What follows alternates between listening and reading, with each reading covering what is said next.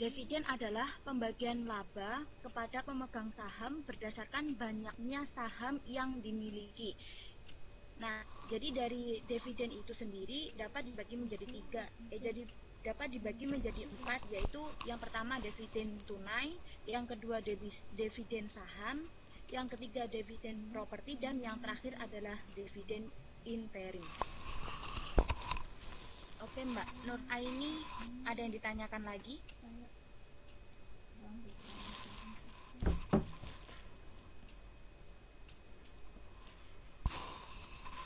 Oke, terima kasih. Halo, Assalamualaikum. Saya mau nyoba jawab pertanyaan dari Mbak Evi. Bentar.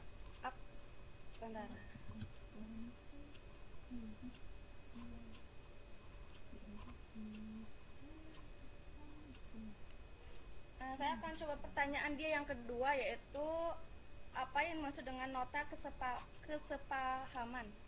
Nota kesepahaman atau Memorandum of Understanding atau MOU adalah sebuah dokumen legal yang menjelaskan persetujuan antara dua belah pihak. MOU tidak seformal sebuah kontrak. Contoh dari nota kesepahaman perjanjian damai antara Indonesia dengan GAM pada tahun 2005 kayak gitu. Mbak Evi, bisa diterima?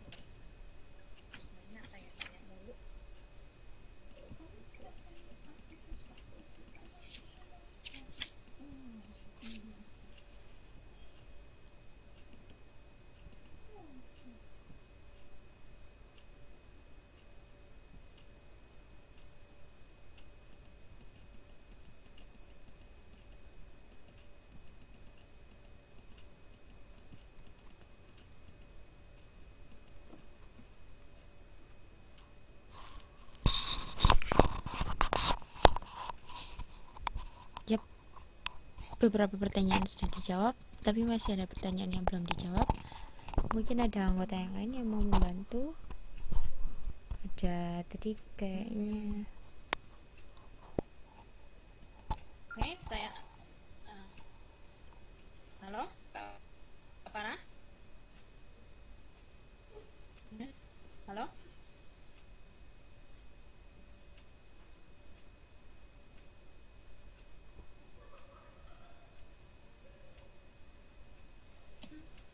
Nggak dengar ya?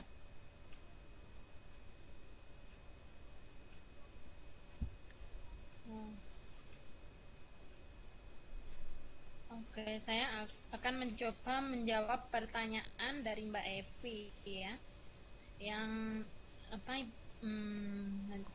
Tanya tentang ini laporan keuangan itu ada 3 macam ya dalam pembelajaran ini, yaitu neraca, laporan laba rugi, dan laporan aliran kas.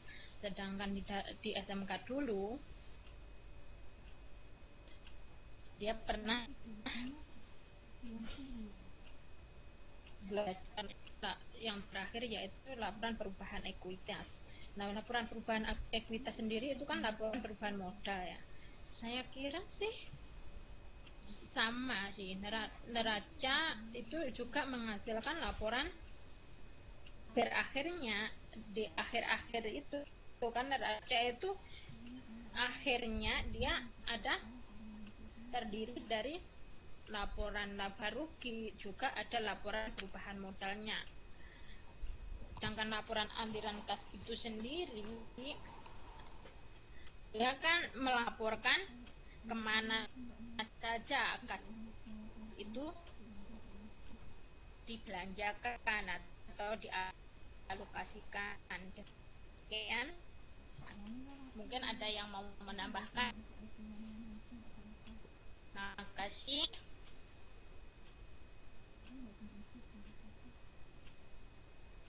Halo, Assalamualaikum. Saya mau coba jawab dari pertanyaan dari Mbak Anik Susanti.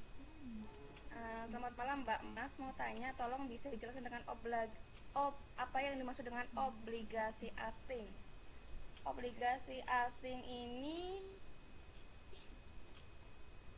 Obligasi asing atau forex bond adalah obligasi yang diterbitkan oleh perusahaan atau lembaga asing pada suatu negara tertentu di mana obligasi tersebut dipasarkan. Contoh dari obligasi asing ini adalah yang ke bond diterbitkan dan dipasarkan di Amerika Serikat. Samura bond diterbitkan dan dipasarkan di Jepang. Dragon bond diterbitkan dan dipasarkan di Hong Kong dan sebagainya. Untuk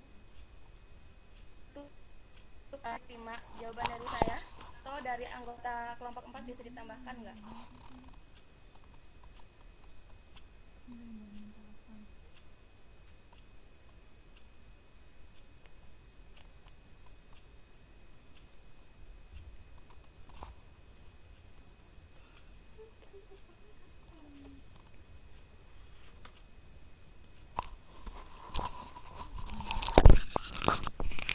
Yap, terima kasih kelompok 4.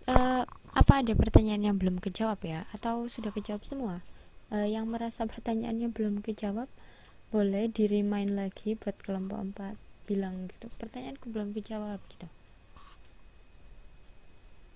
Ada nggak yang belum kejawab?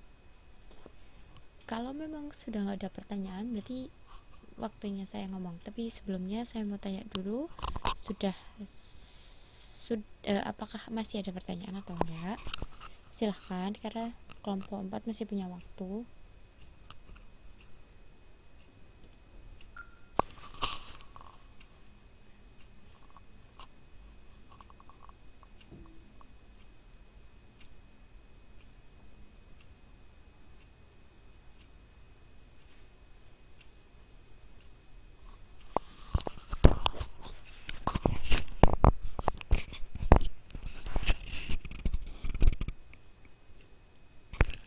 Oke ya, kayaknya nggak ada yang tanya ya. Oke, sekarang saya coba review aja pertanyaan-pertanyaan yang tadi dan saya akan menjawab. Sebentar. Jadi pertanyaan pertama apa ya? Bentar. Wait. Ini dari Mbak Charsiti, yang dimaksud prinsip konvensional dan prinsip syariah itu bagaimana? Gampangnya, kalau konvensional itu benar, tadi ada yang bilang berorientasi laba. Kalau prinsip syariah itu adalah bagi hasil, prinsipnya kayak gitu. Jadi kalau sebenarnya bank-bank syariah itu cuma tumbuh dan banyak berkembang di Indonesia. Kenapa seperti itu? Karena di Indonesia banyak sekali orang Islamnya, banyak sekali Muslim di Indonesia. Semua pasti tahu kan, kalau mungkin di Islam itu mengharamkan perdagangan yang mengandung riba atau yang mengandung bunga, sehingga orang-orang Islam berpendapat bahwa bank-bank konvensional itu contohnya kayak BNI, BRI, BCA, Mandiri, itu adalah bank konvensional. Itu orang-orang Islam menganggap bahwa mereka itu melakukan bisnis dengan dasar riba, sehingga di situ haram untuk bertransaksi dengan bank konvensional. Maka dari itu mulailah muncul yang disebut sebagai bank syariah.